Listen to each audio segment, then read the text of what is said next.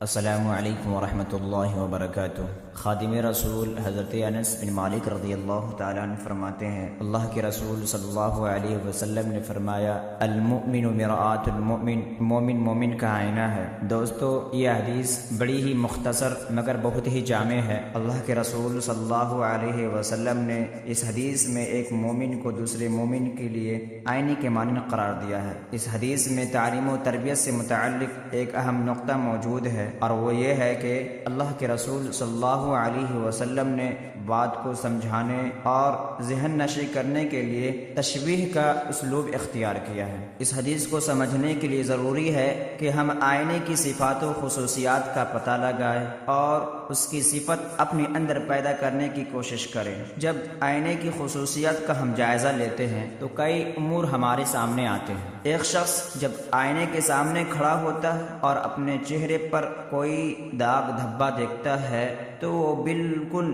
ناگوار نہیں کرتا کہ وہ اس کے چہرے پر کوئی داغ دھبا باقی رہے، بلکہ اسے فوراً ختم کرنے کی کوشش کرتا ہے۔ تو ایک مومن کو بھی چاہیے کہ جب وہ کسی مومن کے اندر کوئی کمی دیکھے تو اسے آئینہ سمجھتے ہوئے اس کی کمی کو اپنی کمی سمجھے اور اسے ختم کرنے کی کوشش کرے۔ آئینے کے سامنے کوئی فقیر یا بادشاہ وقت ہو یا عالم ہو یا جاہل ہو، وہ کسی سے نہیں ڈرتا اور بے خوف و خطر حقیقت کا اظہار کرتا ہے۔ تو ایک مومن کو بھی چاہیے کہ دوسرے مومن کے واسطے اسی آئینے کی طرح بے باک ہونا چاہیے اور کسی شخصیت سے مرغوب ہو کر اس کی منکر کی آزادگی نہیں دینی چاہیے۔ آئینہ تبھی کچھ بولتا ہے جب آپ اس سے کچھ پوچھے، بغیر پوچھے وہ کسی کی شہادت نہیں دیتا۔ تو ایک مومن کو بھی چاہیے کہ اسی وقت شہادت دے جب اس سے شہادت طلب کی جائے۔ آئینہ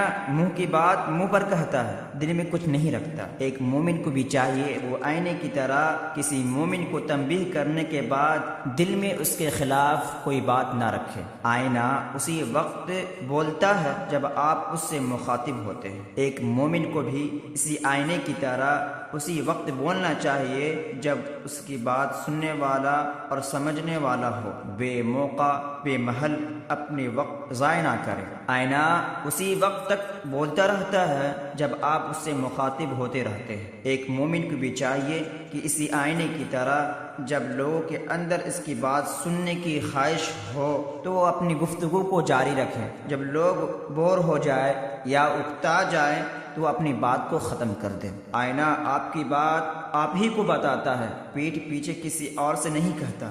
ایک مومن کو بھی چاہیے کہ اپنی بھائی کی برائی اس کے سامنے پیش کرے تاکہ اس کی اصلاح ہو اور پیٹھ پیچھے اس کی غیبت نہ کرے۔ اللہ تبارک و تعالی اسی سلسلے میں قرآن کریم میں فرماتا ہے، وَلَا يَغْتَبْ بَعْضُكُمْ بَعْضًا أَيُحِبُّ أَحَدُكُمْ أَن يَأْكُلَ لَحْمَ أَخِيهِ مَيْتًا فَكَرِهْتُمُوهُ، سورہ حجرات۔ تم میں سے کسی کی غیبت نہ کرو، کیا تم لوگ پسند کرتے ہو کہ اپنے مردار بھائی کا گوشت کھائے؟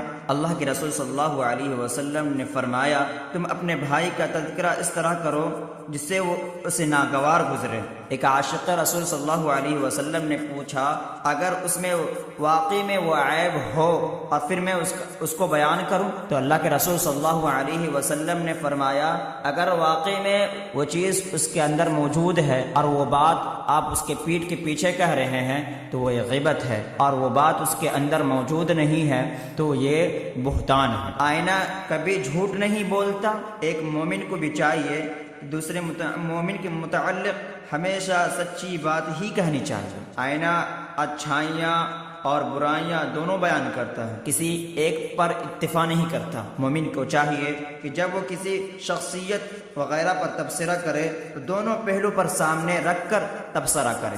آئینہ ہر چیز کو اس کی اصل مقدار و کیفیت میں پیش کرتا ہے، مبالغہ تنقید نہیں کرتا۔